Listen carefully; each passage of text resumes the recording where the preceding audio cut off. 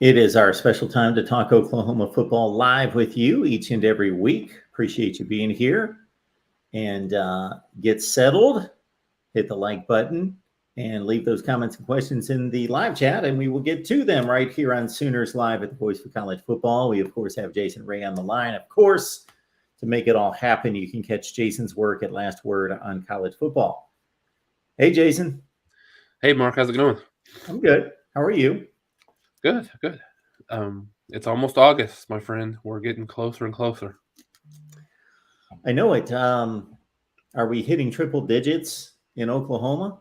Oh yeah, we've been triple. Okay. Well, yesterday was a little bit of a break, but it's been triple digits pretty consistently over the last couple of weeks. So, I think it's just a slight break. I think it's still supposed to be in the triple digits for a while here yet. So, Yeah, this is the one time of year, pretty much June, July, August into September, that it's nice to be in the north because even if you like it hot, unless you want it scalding hot, it's reasonably hot. It's like 86 right now, so it's decent summer weather. All right, we were talking last week and on our live stream and anticipating a decision by Dalen Smothers. And that happened just minutes after we got off the air, and of course, went the right way for Sooner Nation. yeah, like I said, another good get for DeMarco Murray in this class and what he was able to accomplish certainly last year with Gavin Sawchuk and Javante Barnes coming into the fold. Already had one commitment from a running back this year, and so getting that second guy was huge, as you mentioned. And some of the guys, that are guys and girls that might be listening here might be able to refresh, my memory. But with Smothers being out of Charlotte, North Carolina, I can't remember the last, regardless of position, guy that Oklahoma has gotten from that area, from the Charlotte, North Carolina area. But anyways, 13th ranked running back in the country. As we mentioned, four-star kid out of Charlotte, very shifty, good out of the backfield, catching the ball as well. So really good get for Oklahoma. And then Lewis Carter was the other one that we hadn't mentioned yet, but we talked about off the air. Was one that kind of come together pretty quickly. I think Oklahoma was there, but I think he pulled the trigger pretty quickly last week as well. So at the linebacker position, out of Tampa, Florida, 6 foot, 200 pounds, 11th ranked linebacker in the country, as you have listed over here, top 176 overall in the country. And so with both of those commitments, that's got Oklahoma still, I believe, I checked a little bit ago, still top 10, number 10 overall in the 2023 composite ranking. So, yeah, just another testament how good of a month this has been recruiting for Oklahoma, and then they still have at least one more potential commitment that could happen late here in the month.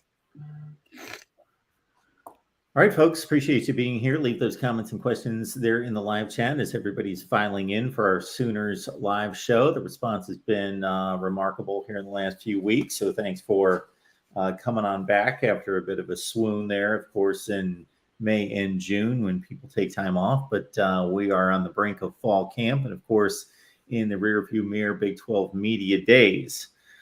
All right.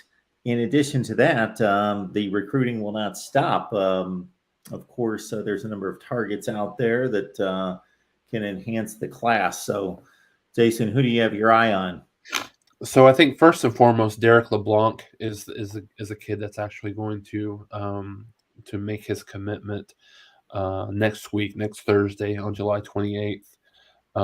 It's kind of a weird situation, Mark. It's between Oklahoma and Florida. He's still fonged, so to speak, to Florida, but there's a when you look at his him and his dad's kind of social media presence, it is very, very, very pro Oklahoma. I mean, his picture on Twitter is him in an Oklahoma uniform.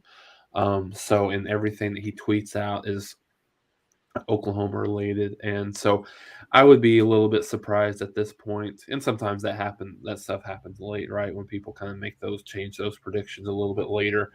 So still got a week, but I would say probably 90% Oklahoma right now. over Florida, and with him, top 100 overall, 11th ranked defensive lineman in the country, out of Florida. And so it's like I said, I think there was one point that maybe Miami was in the loop a little bit, but it's Oklahoma and Florida. So his is one that obviously we expect a decision here with his um, 28th, the July 28th commitment date. So, and there's a couple other ones that don't have one that doesn't have a commitment date, and then a couple other flip opportunities that you could consistently start hearing more and more about. So, Makari Vickers is a kid that has just as recently, a couple of weeks ago, has limited his top three to Oklahoma, Alabama, and Michigan. I think Michigan's a hat on the table, so to speak, and I think this is really coming down to Oklahoma and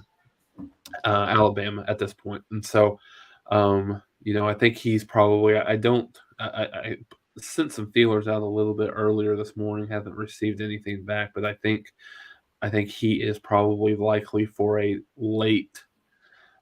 probably a late summer, early fall projection, just in terms of when he's going to make his announcement. So I think it's between Oklahoma and Alabama. I think Oklahoma probably has a slight lead for him right now. 6'1", 180, 4-star safety out of Tallahassee, Florida. Sixth rated safety in the country. So would be certainly another great addition to the defensive staff. Or to the defensive backfield, I should say. And then a couple of the potential flips. I think we've talked about this kid a couple of times. Peyton Bowen has been committed to Notre Dame for quite some time. There's been some rumors and talk about, him potentially flipping, but he's not, pulled the trigger as of yet. But the noise keeps getting louder and louder and louder around his potential flip. So it's something to keep an eye on. No real pending visit right now to Oklahoma. Oklahoma's having a little, I think, a party on the palace type of thing at the end of towards the end of here in July when the dead period ends. So I haven't heard anything specifically about him. Coming to here or any kind of official visits or anything like that to Oklahoma. But like I said, has continued to hear a lot of positive things around that. He's a 4-star. Would at his position, he may not necessarily get to a 5-star, but he is a very high 4-star, number 51 overall, number 5th ranked safety in the country, and he's local. I mean, so to speak, from Denton, Texas. So a guy that Oklahoma feels comfortable that they'll be able to flip at the end of the day, but certainly hasn't happened yet. Ryan Yates is another kid. He's pledged to LSU. I think he is trying to get up, from what I've heard, trying to get up to Oklahoma for the kind of the party on the palace. There here towards the end of this month here over the next week. Like I said, committed to LSU, and he's a guy that Oklahoma feels strong about from a flip perspective. So a lot of good things going on. There's a lot of good other kids that Oklahoma's in on. Obviously, just no real pending decisions that I've seen here in late July or even early August. Everybody, you can catch Jason's work right there. Last Word on College Football. You see it right there on the banner, and also follow Jason on Twitter at JasonRay1. And of course, catch us each week, typically on Friday. We hit that just about every time. Friday at 12:30 Eastern, 11:30 where it counts. And of course, subscribe and hit the bell for the notifications. That way, when we need to change up our scheduling for the week, you get notified. And also keep in mind that it'll notify you when we upload fresh content.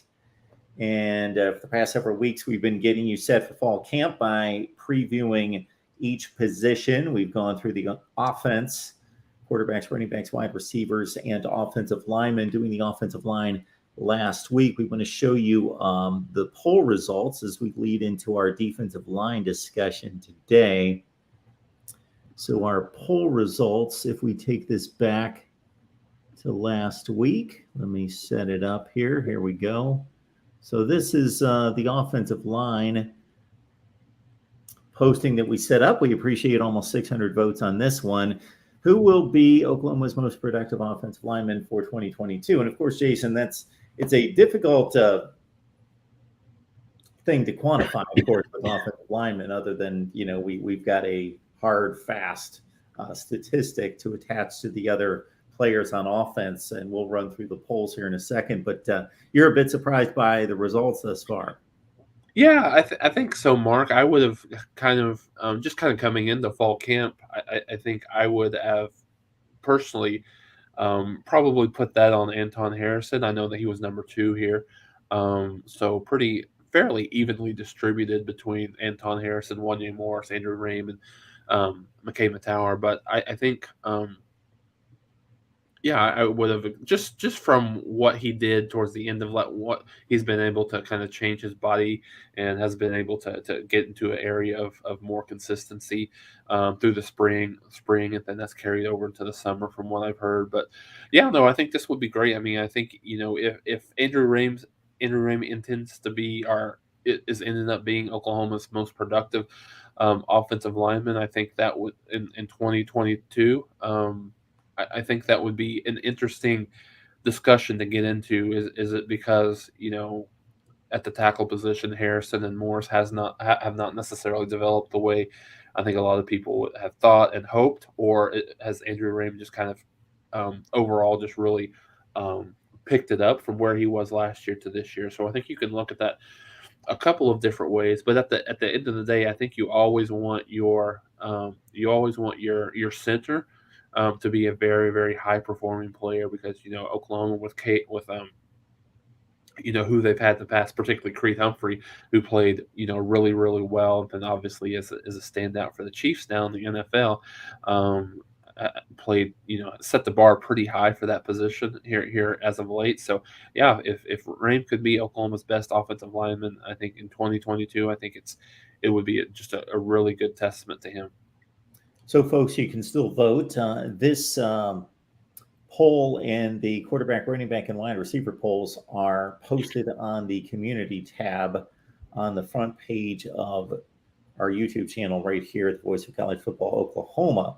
So we had asked a couple of weeks back about wide receivers after our preview of that position, who will lead Oklahoma in receiving yards this season. We're up to 830 votes there.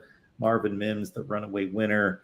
Theo Weiss, a distant second there. I think one thing before while you scroll down, Mark, I think just one comment that I make that was really interesting hearing from the story that came out during the Big 12 media days last week was that Mims was very close to pulling the trigger on transferring, and what people don't necessarily know is he probably would have transferred if Riley and staff would have continued to be on campus. He was, wasn't super thrilled with his utilization last year. Had a really, really good game against Texas, but had almost all of his touchdown grabs were against Texas in that game. So, but I think, and this was a situation, Mark, where the new staff really gave him a little bit of a new lease on life, so to speak, in terms of his career at Oklahoma. So that was something that I didn't really have a high visibility to. I know that there was some questions, in terms of would he be a kid that comes back for Oklahoma, but I think you see a renewed energy, a renewed excitement in him. So I couldn't agree with this more. I certainly think that he is certainly the best, in terms of talent wide receiver that Oklahoma has, and would expect him to have a really good year for Oklahoma this year. Let's check out the running back vote total. We're over 600 at this point, and continues to be a close race between the three we discussed at the time, and Kevin Sawchuk arriving a little bit later as a possible impact player.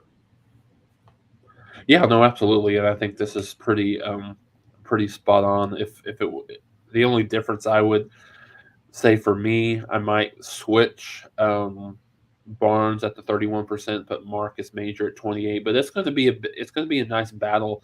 Honestly, between those three, there's a couple of guys that are in the mix that we just didn't have enough room to put on here as well. The transfer from UCF, and then Tyree Walker as he kind of gets into the fold as well. So I think you've got a nice little battle for Oklahoma just in terms of um, just in terms of just how much playing time those kids get. And remember, we talked about this as well, but and I saw a stat the other day with Levy's offense, he ran the ball, I believe, around 48 times per game, as opposed to where Oklahoma was last year, around 34 per game. So not a huge difference, but that's still 14 additional carries each game, and so you're probably looking to get three, maybe four kids at least.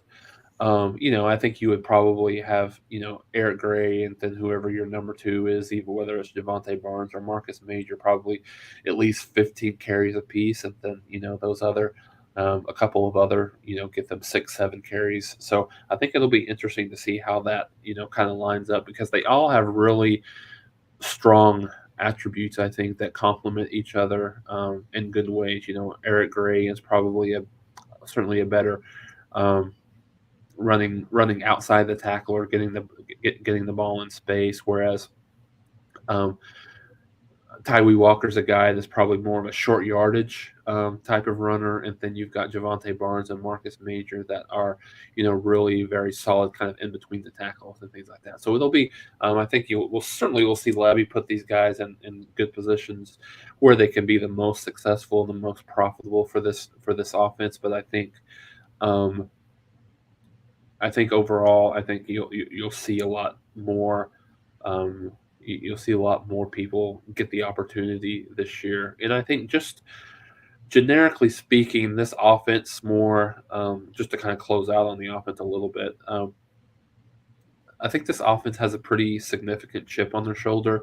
Just I think because the narrative that's been out there, that is out there, I guess, is that Oklahoma's going to not be as successful offensively because the guru was gone, so to speak. So I think and that accompanied with the guys that they lost from the wide receiver position and the quarterback room, and so I think there's this narrative out there that I think this team is chomping at the bit a little bit just to prove that they can that they can perform at a very high level, at the level that University of Oklahoma, kind of demands and expects of this offensive team over the last 10, 20 years to, to kind of live up to that standard. So we'll see how this fall camp goes and early on in the season. But yeah, I think it's something that I've continued to see a little bit more of, that I think, you have that chip on your shoulder. And I think Dylan Gabriel has done about as good of a job as you could have asked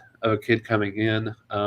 He knows the offense really well. He's taken it upon himself to have two little retreats, so to speak. One was kind of really more of skill position, and then he recently had another one with the offensive linemen and things like that. So he's done a lot of good things from a leadership perspective going in, and then he's a kid that you hear that is everybody looks to from a leadership perspective, and that's hard, right? When you got a kid that just came in the spring, hasn't been part of this. I mean, he was already one of the kids that Venables brought with him to Big 12 media days, only from being on campus since February-ish probably. Um, so not even 6 months in the program, and you've earned that respect within your team. You've earned that respect, within the locker room and the coaching staff and things like that. So I think those are all going to be certainly good things as fall camp gets rolling around. So as you mentioned, Jason, Levy ran it at Ole Miss 48 times on average last year compared to the 34 for Oklahoma. So a few things there for me is, number one, I think that's pretty substantial. So at 34, you add 14, you're talking about a 1/3 jump, like a 35% jump in rushing attempts. The other thing that I would want to know, though, Matt Corral, their quarterback at Ole Miss, ran quite a bit. Now, Caleb Williams, of course, and Spencer Rattler, they're mobile quarterbacks who take off with the ball as well, especially Williams. So I don't know how that compared, but I know Corral was a pretty significant runner. I don't know if that was included in those rushing attempts, but Yeah, I think so, and I think that may be a little bit of difference. He Gabriel, he's a little bit more athletic, and he's a little quicker than I think he probably gets credit for, and then that a lot of us kind of coming in didn't necessarily think that he had. But I don't think that you see him run as much as a Matt Corral, so I think that kind of lends it to some more maybe more touches out of the traditional kind of running back slot um, than certainly you would that Ole Miss employed last year, or that that you will see this year. I thought we had a quarterback, Dylan Gabriel poll, something related. I guess not. Okay. I think we skipped on that because I think that would probably have been incredibly overwhelming. Yeah, pretty obvious there. I will mention that I didn't see it firsthand myself, but I was told that Stanford Steve, Scott Van Pelt's sidekick on ESPN, and who knows what else he's involved in, had forecasted, and he's very much a betting oriented guy. So I'm thinking that he's not necessarily predicting Dylan Gabriel to win the Heisman, but is pinpointing him as considering the odds to be maybe the best bet to win the Heisman Trophy. Yeah, I did see that, Mark. I saw that I think on Twitter a few days ago or last week, whenever it was. That's interesting. I mean, he's obviously going to be someone that's from a betting perspective, to your point, would be great. But I think he's obviously going to be on the outside looking in. I think coming into the season, you've got I mean, I think you've probably got when you look at it early on, you've got Bryce Young, C.J. Stroud, and probably um, Will Anderson. I think right there, those are probably your three favorites. Coming into the year with maybe Bijan Robinson in that mix, and Oklahoma fans, hold your ears. Caleb Williams will probably be in the mix in terms of the top five, top seven guys too. But yeah, it's certainly as a guy that comes out of nowhere. I mean, look at Bryce Young. I mean, obviously, as a no experience last year, you wouldn't expect him to have been part of that conversation. But I mean, these preseason polls and Heisman rankings is interesting because Rattler was one of the top, if not number one, number two last year in terms of the kind of the preseason Heisman projections. So those are really fun to kind of look at and think about after the season. But yeah, he's a guy coming from out of nowhere that might certainly be part of that consideration. So there's a number of comments and questions in the live chat concerning recruiting, and just go back to the beginning of the video. I think Jason covered pretty much everything that I see here in regards to who could be the next commit, the next targets, and after Smothers and Carter this past week. All right, let's look at the defensive line. Of course, couple hopeful, productive transfers coming in with Jeffrey Johnson and Jonah Laulu, and we'll get started there in terms of defensive line. Now, not necessarily can Brent Venables do much, but coach and mentor, and along with Todd Bates. But you would expect this would be a position of strength going forward based on Brent Venables' past, his track record. Yeah. I think it's kind of interesting. I'd heard some kind of some tidbits from I already mentioned about the offense having a little bit of a chip on their shoulder, and I think the thoughts within the program, and some people that have access to the program and just outside outside of that a little bit, thinks that this offense can be about as good as it has been over the last few years, certainly as good as it was last year, maybe even to the level of some of these 2018, 2019 teams. But I think, when you look at the defense, there's a little bit, and I don't want this to sound like it's negative in any way, but I think there's a lot more cautious optimism with this defense overall. Just in terms of, I think they were surprised at how, and I say they, meaning Venables and the defensive staff, were a little bit surprised about how, I would say, discombobulated this team defensively was last year, specifically over the last couple of years. I think the strength and conditioning was very blatantly a little bit of an issue. As we've talked about, offensive line and I think defensive line takes the brunt of that, so to speak. But I think there's some other thoughts just about how much moving this scheme over, how much there is to learn. There's just so much teaching and so much fundamentals that they need to learn. Like here, just an example. Um, from a coming from a defensive line perspective, they've got pretty much what I was told. They've got about three. They had about 3 or 4 calls on the defensive line, in terms of stunts and things like that. Whereas, Venables and Todd Bates have anywhere in the neighborhood of like 10 to 12. So, I mean, that's just kind of a microcosm. But yeah, I mean, as you mentioned, um,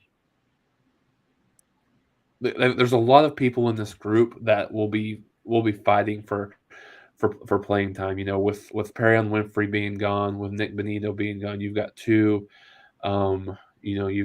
really highly talented, highly rated, very productive kids that Oklahoma has replaced. So, and this is in no particular order. I've got defensive line as a whole. There's some inside guys, and obviously there's some outside guys. So, I think Mark, the key to this defensive line being as good as it can be and as good as it should be is Jalen Redmond. I think Redmond is a guy that um, has been very inconsistent, and I say that some of it's not necessarily his fault. He's been injured. He's had some, he had the I almost said the word holdout, but he skipped the COVID year. He's had some issues with blood clots and things like that. So if he can stay healthy, if he can be as dominant and productive as as he's shown that he can be, I think this defensive line can be better. So I think he is maybe not necessarily the best player, but I think he might be the most important player. I think a kid, Mark, that I think you read my mind here with the screen. So I think the kid that can possibly be the best, that is primed for a just fantastic year is Ethan Downs. As Ethan Downs he was another kid that Oklahoma, that Venables brought into the media, the Big 12 media days, and he's put on size. He very much looks the part. He has one of the things that was good for him last year is he had just an insane motor, and certainly that hasn't changed, and that's something that Venables and the defensive staff and Bates and Chavis have pledged and have preached to these kids over and over again. And I think he's a kid that you won't find any struggle or any concern with him, kind of turning that motor on. So I think he's going to be a kid that's going to be extremely disruptive. You mentioned some of a couple of the transfer Lau and and you got a Jeffrey Johnson. He's a couple of kids from you got a couple of kids there that have not played high quality football in terms of Johnson came in from Tulane, Lau from Hawaii, but kids that Oklahoma really um, loves the size from them.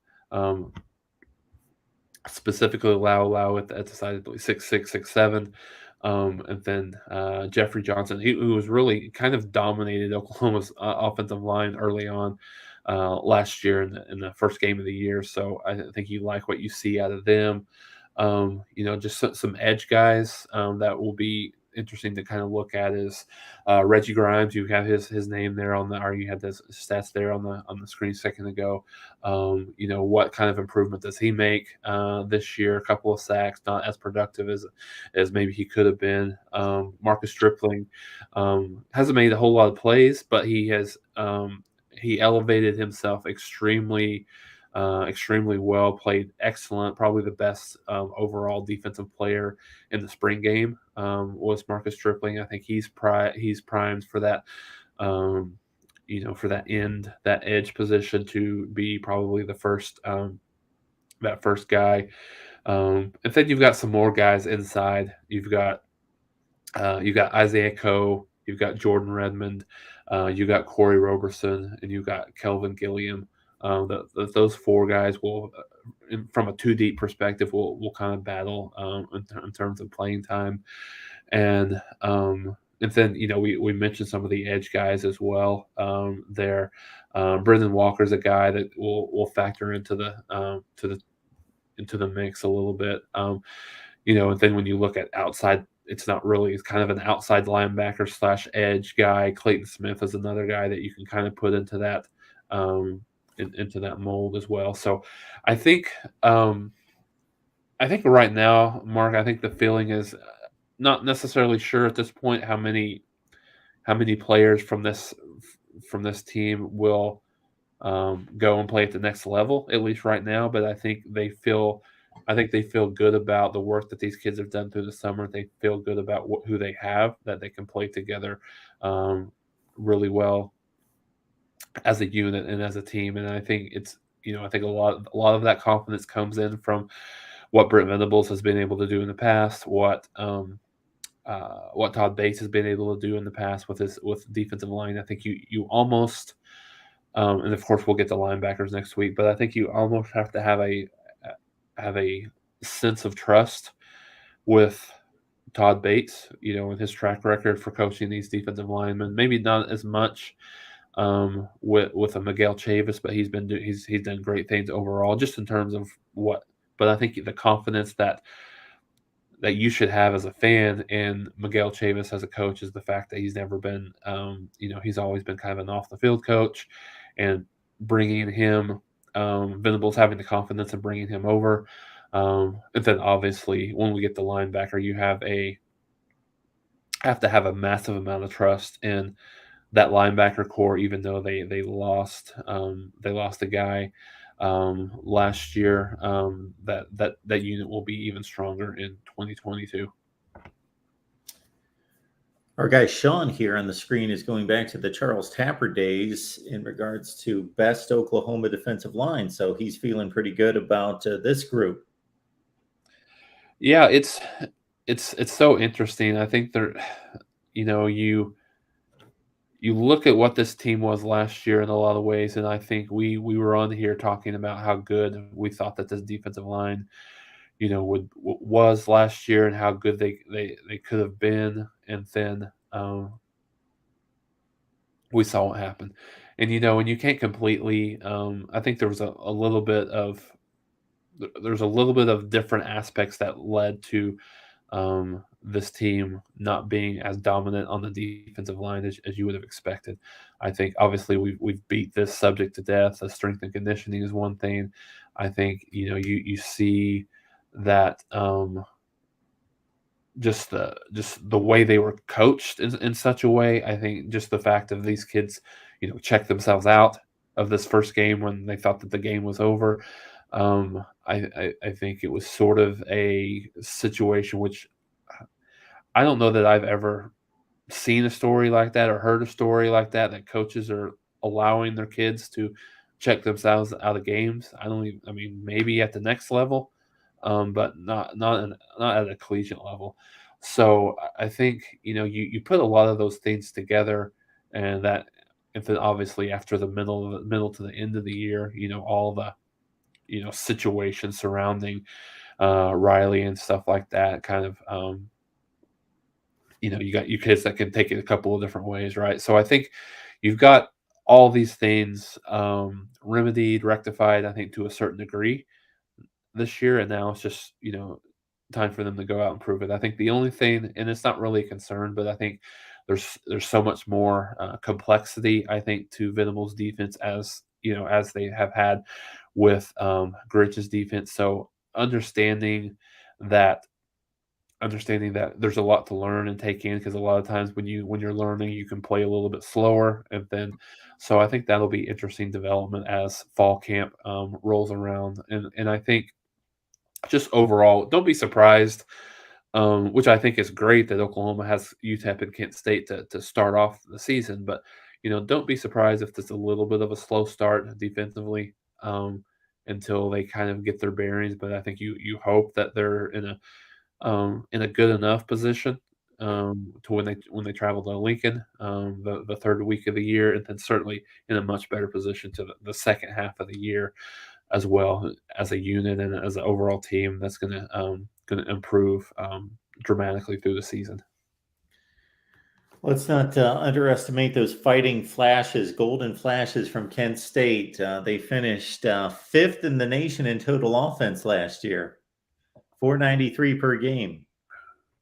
Yeah, it's going to. I mean, both of. I mean, when you look at, honestly, Mark, I know a little bit tongue in cheek, but when you look at both of these teams, UTEP and Kent State, particularly Kent State, to your point, I know that they've got to replace Dustin uh, Crum there from a quarterback perspective, but UTEP played well last year, getting to a bowl. I mean, a little bit of smoke and mirrors given the fact that they didn't beat a team with a winning record last year.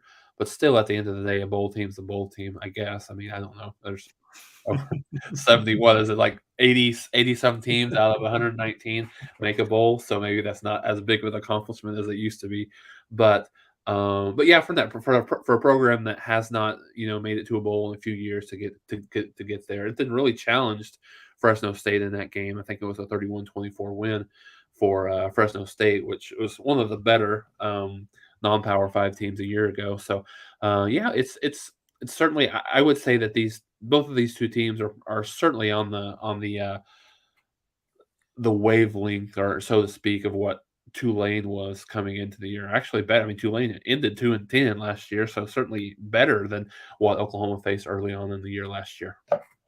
Yeah, Tulane was coming off a string of 7-6 seasons, going to bowl games, and we thought they were going to be that type of team, a decent group of 5 team, and then they really crashed and burned after the OU game. I'm looking at Kent State scores, and again, Jason alluded to the quarterback loss of Dustin Crum, maybe some other personnel and production losses off the offense, but there is a noticeable difference between what Kent State produced against the MAC and other group of 5, when they typically were in the 40s in points scored, and then Texas A&M 10 points, Iowa 7, Maryland, not a world beater by any stretch, especially defensively, 16. So there's just 2 different levels of play, decidedly. Yeah. Oh, absolutely. And like I said, I think those are 2 good teams to get your feet wet, so to speak. When you've got, I mean, on both sides of the ball, but particularly on the defensive side of the ball, where you've got, I mean, let's be honest, like Kent State and UTEP should not pose a significant threat defensively for Oklahoma. I think Oklahoma should be able to score as about as many as they want in both of those games. But defensively, it's just a good opportunity to get your feet wet, and just make sure that your assignment sound, and understand where you're supposed to be, and these types of things. Not having a lot of different busts and those things. So I think the schedule works out incredibly well for Oklahoma, not just early on, but I think throughout the year. When you look at some of the better teams in the Big 12, you got the top 3 teams, or top 4 teams, including Oklahoma, and you've got Texas obviously in and Dallas in the neutral position that they're always in, and then you've got Oklahoma and State and Baylor both coming to Norman. So I think the schedule, certainly this year, and obviously the first part, but totality of the year, sets itself up pretty good for Oklahoma this year. I could be launching an interesting discussion here. I could be launching a waste of time, but I'm playing off of this back and forth in the chat, dealing with recruiting, and Christopher is letting us know that Moneyball, so the movie, the book, it's a baseball book and movie, if you know nothing about it, but it's pretty famous, sometimes has debunked the myth of 5 stars. So baseball and football are truly 2 very different sports. So let's understand that. I think what doesn't debunk the 5-star, and again, there are always aberrations. Yes, when we're dealing with 130 teams in FBS, say 90 high 90s% of them, of the top 3 to 400, are playing and sign in the Power Five. So let's say those Power Five at 65 times 20 some, you're talking about 13 or 14, 1,500 players sign each recruiting cycle. You're going to have aberrations, absolutely. But my goodness, I saw a chart on this fairly recently in the last few months, and the percentage, people get this mixed up too, because I saw somebody post this on Facebook the other day where they were trying to debunk 5 and 4 stars and showing that there were only so many 5 stars in the NFL. Okay, there are only so many 5 stars in the NFL because there's only so many 5 stars. There are only like 35 a year. And then there's like 300 4 stars, something in that range, 300 to 400 4 stars. The percentage of 5 stars that reach the NFL is like almost 50%. It's something like that. And then once you go to 4 stars, it drops to like 12 or 14%. And then 3 stars, you're down to like 2 or 3%. It's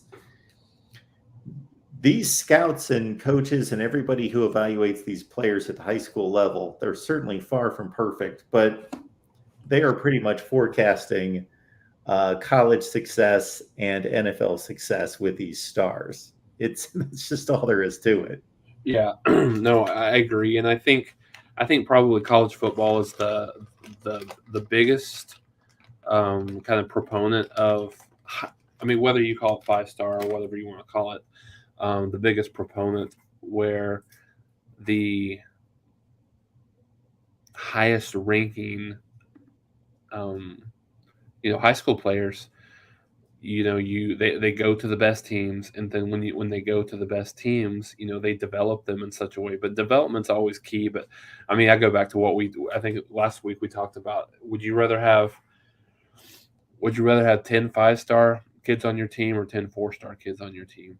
I mean, certainly, certainly there's their share of 5-star kids that are overhyped, are their rankings a little bit inflated to really what they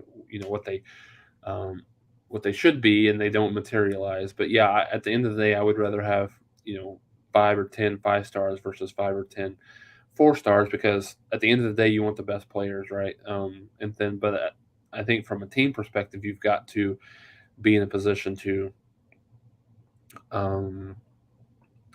obviously develop, but you have to have a good period of being able to evaluate these kids on tape just to see exactly how good that you feel like that they are. But no, I think this is one area where the Moneyball reference doesn't completely apply here. But there's other sports like basketball is a big one where there's much more. I think there's much more diversity in terms of the rankings and stuff like that. There's much more people. Some of these teams, the favorite doesn't win or is not in the Final Four as much as you see in the college football games. So yeah, I think that you're right on. I agree with you in that. I think that that's not necessarily the case for college football. Yeah, interesting discussion. And certainly you can run down the Alabama, Georgia, Ohio State rosters on down the line. Oklahoma's been recruiting in the top 5 to 10. You can find all sorts of busts, but it's a numbers game. if you sign 1 5-star, and let's say 3 or 4, let's say you've got the 20th recruiting class in the country, and if you go to the 20th recruiting class in the country, they probably most likely did not sign a 5-star. Those are all in the top 10, and then there might be 1 or 2 or maybe 3 or 4 that filter through the rest of the recruiting rankings, but those are taken up by all the top 10 teams in the country generally. So you don't have any 5-stars if you're the 20th ranked team. That's a really good recruiting class. Maybe you're Kentucky. You get the 20th best class in the country. It's just that, and you're going to develop a bunch of those 3 and 4, even 3 stars. A number of them. Kentucky's produced a lot of NFL players in the last 5 or 6 years. and have developed those players very well. But it's just, again, it's just a numbers game that when Georgia signs like 7 5 stars, and sure, I don't know what to tell you what the ratio is, but a few of them become busts, but they've got 7 of them. So 3 or 4 of them turn out to be amazing, and 2 or 3 of them turn out to be productive, and a couple of them turn out to be busts. But if you don't have any of those guys, then No, you're right, and I see a couple of comments here in the chat, and certainly there's their fair share of players, regardless of position, that are 2 and 3 star kids that end up being, from a production perspective, end up being 4 star and 5 star kids. So, and certainly you're going to see some diamonds in the rough, so to speak. But I think, to your point, Mark, and I think where we're both at is at the end of the day, you like your chances with with a greater majority of 4 and 5 star kids over kind of the 2 and 3 star kids, obviously. But even then, if you want to quantify it even down further, 5 star versus 4 star, your chances of being successful are much larger. I mean, when you look at just looking at the recruiting classes, just over and over again, you've got and then you can throw this. The only I guess the only difference I would say is Texas has continuously had top recruiting class after top recruiting class, and at least the top 5 and top 10, but they don't do anything with it. They're the only team, I think. I mean, because you got last year just kind of putting together, so looking at some of the top recruiting classes for the 2023. Let me switch to 2022 real quick. while you're looking at that, Jason, maybe the oversimplification is, if I'm running the Texas athletic department, I'm thinking, you know what? I'm going to double the salaries of the entire Wisconsin coaching staff and tell them to come down here and coach, because they're coaching top 35 classes to 10 and 11 win seasons. So if we bring them down here, it is amazing how incompetent that they've been It for is. 12 or 13 years. It is. Yeah. I mean, when you look at the top five, I mean, right now Texas is number 3 in 2023 rankings. They were number 5 last year in the 20. But anyways, enough Texas bashing for now. But you've got the participants in the national championship game were number 2 and number 3. Alabama was 2, Georgia was 3 in the 2022 cycle. You got Ohio State number 4. You got Notre Dame number 7. And then Oklahoma 8, Michigan 9, Clemson 10. And so you look at those; those are littered with teams that are consistently either winning championships, contending for conference championships, or playoff and national championship winning teams. So, I mean, I think the one which is going to be an interesting kind of case study for this year is, we talked about Texas A&M. They've got the best recruiting. The 2022 recruiting class was the best recruiting class in the history of kind of 247 composite rankings. And so I think someone had asked specifically how many A&M 5 stars. A&M literally has 8 5 stars in that cycle. And then you look at Georgia had 5, Alabama had 3, Ohio State had 2, Penn State actually had 3 themselves. So Penn State was one of the teams that were kind of outside of that little bubble that haven't really really competed for a conference championship in a while, or definitely at the playoff level. But like I said, they were number 6, but they've supplemented their team with 9 3-stars. So it's a little bit. Different, but A&M has a significant target on their back just in general. With how they've recruited, and then the Jimbo Fisher nonsense that he put out, or earlier this summer, and then I think he's gonna have to deal with that. So, but they've got, I mean, high expectations. I would expect.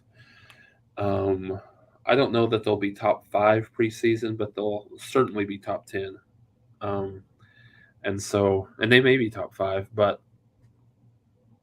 they've got a huge expectation on their shoulders this year, and so they're the one kind of case study for this whole discussion that will be interesting to revisit next year, right, or maybe even a couple of years from now, just to see how well that has really translated onto the field for maybe teams that aren't known for developing kids maybe as well. Um, I mean, not a Ohio State, not a Clemson, um, not a Georgia, not a Alabama, those types of teams. Yeah, they're very much a paper champion at this point, talking about Texas A&M, because Jimbo Fisher didn't take over a disaster. He took over a really good football program. Sure, it didn't meet expectations under Kevin Sumlin, but they were going to and winning bowl games and finishing periphery of the top 25, going 8-5, those kind of teams. And Sumlin was recruiting in the top 15 range, top 15 to 20 range. And Jimbo Fisher's working on 5 seasons now, and they threw him a ton of money, and his records look very similar, aside from the COVID year, to Kevin Sumlin's. And it may be another year without a proven quarterback this year. Well, Max Johnson had a nice season at LSU, but without a proven elite quarterback this season, and with this great all-time recruiting class, you would think only having a minimal impact this season, you can't expect this slew of freshmen to have just this huge impact this year. That it could be another marginal, and I say marginal, I mean maybe 8-4 season at Texas A&M, where we're waiting another year to see this come to fruition there. And then in the case of Texas, I tell you, and I'm speaking to the crowd, I'm going to make myself a fan favorite here by saying this, but I would say this anywhere. And I've got nothing against Texas, but it's going to be comical if they continue to mount more of these kind of classes and still continue to flounder and then go into a tougher league, where if you're really not prepared, you're going to get embarrassed at certain points in the season, not just lose a game to TCU or Kansas State that you shouldn't lose to, but like really get your teeth kicked in. Arkansas is not an uber talented team, and they really took it to Texas last year. So Yeah, no, I'm with you. I was just kind of quickly, I mean, looking over the last 4, 5 or 6 years, and there was one year, I think 2020, where they were outside of the top 10 nationally in the 247 composite. But after that, aside from that, they've been either top 5 or top 10. So, yeah, no, you're right, Mark. I mean, Texas has done less with more talent than any program in the country, and I mean, they don't really have much more excuses to put out there. I mean, a team like that. I mean, I know, and I can't remember the gentleman's name that was on here with us a few weeks ago that talked about it. But to your point, you are who your record says you are. Yes, I get the fact that they blew some leads and they were probably better than a 5-7 team, but at the end of the day, they're still 5-7. So, I think you have one of these programs and one of these teams that it's obviously not completely Sark's fault, right? In just year one, but I mean, if you don't see a significant improvement, I mean, he's not going to go anywhere, because as long as Arch is still in the fold, like he's not going to lose his job. But if they struggle and they throw out another, and I'm not saying 5-7, even for Texas that was a little bit of an anomaly, going 5-7. But if they throw out a 7-5 this year, and maybe Arch starts looking elsewhere, then that could be a real discussion or possibility. But no, I mean, Mark, they've got and everything he said was accurate. They've upgraded their talent in almost every position group. I mean, kind of remains to be seen about Ewers, but I mean, if you've watched him, that kid can really sling it. I think he's a good prospect now. Is he? How much can you expect? How good can you expect him to be? Early on, especially when his second game of his career will be against Alabama. So, you wonder what kind of for a young kid, what kind of how shaky he would be after a game like that. Only your second game having to play against the what's probably the most talented team in the country here in 2023 or 2022. I'm sorry, but um, yeah, it'll be fun to watch for sure. Since playing in the BCS championship game in 2009, there have been 12 college football seasons. Texas has a losing record 5 times, 5 out of 12. And that doesn't count going 7-6 a few times and 8-5. And they've Right. really had one good season. That was the year that they beat Oklahoma, then lost to Oklahoma in the Big 12 championship game, and then went and beat Georgia in the Sugar Bowl and finished in the top 10 and went 10-4. They still lost 4 games, but that's been their one. Okay, that's a good season. That's a Texas type season, what you would expect. Nothing fabulous. They were no national championship contender, but that was one good season out of 12 years.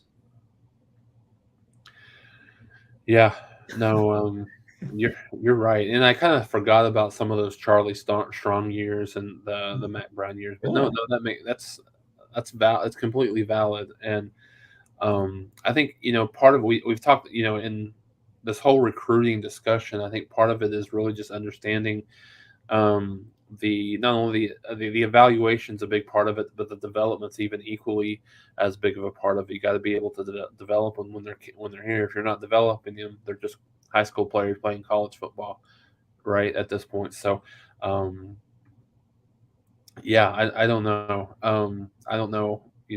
What's really the problem that's been happening, over and over and over again. But um, I think and I don't know if Sark is the guy to fix it. Maybe he is. Maybe he isn't. I don't know. Um, he's like we've talked about this last about how successful or lack thereof that he was at in some of his other stops as a head coach. But um, I guess we'll see. Like I said, they've got that Alabama game, second game of the year, but they've got a. I think they I think they open with Louisiana Monroe, and they have host I think UTSA after that before conference season gets started. But uh, yeah, it'll be interesting to see how they bounce back for sure. They've got a lot of got a lot of expectations, just like Texas A&M does. I mean, I think maybe even more so with the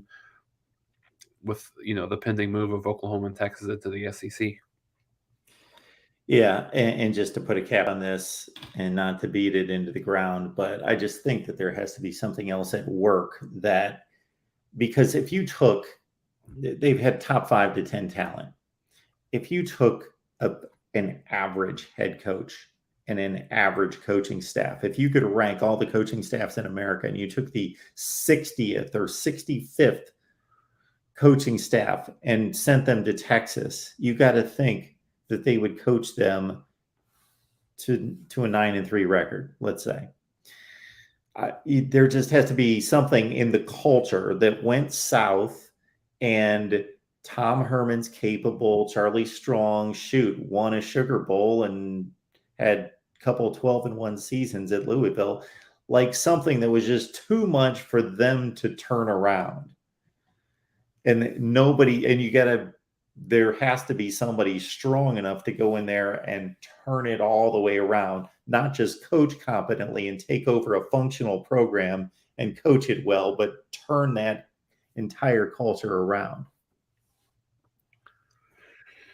Yeah, no, you're right. I mean, and culture is such an undervalued part of athletics just in general, but specifically college athletics. You've got to have the right culture, and sometimes it takes not to be a Texas apologist or anything, but it does take some time to to get that culture, embedded into your program, and that doesn't happen overnight. And I think for Texas's thoughts, hopefully that's something that happens this year for them, from their perspective. But um, yeah, it's probably. I mean, the law of averages. After a while, you've got to find some way to produce with all the talent, despite the bad coaching or the bad culture that's been into the program for quite some time. All right, folks, you can catch Jason's work at Last Word on College Football. Be back here next Friday at 12:30 Eastern, 11:30 Central for Oklahoma Football Talk. Watch what you missed. If you just joined us, we've got an hour of content here. Wait for the video to post, which should be almost immediately, and you can watch what you missed, and we will catch you back here next Friday. Jason, have a great weekend. Thanks, you too, my friend.